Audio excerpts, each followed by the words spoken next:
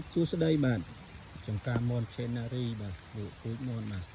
ថ្ងៃទី14ខែតុលាឆ្នាំ2025បាទនេះគឺទេសភាពមនបាទ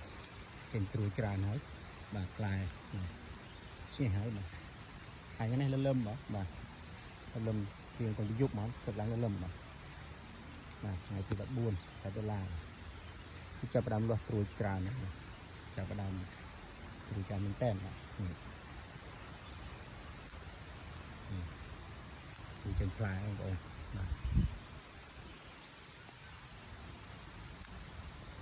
បាទនេះគឺទុំ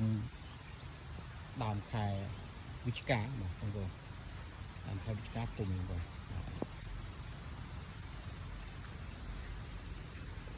នេះក៏លឹមល្អបាទទេសភាពនេះធ្វើឲ្យមននេះផ្លែបានច្រើនបាទអរគុណច្រើន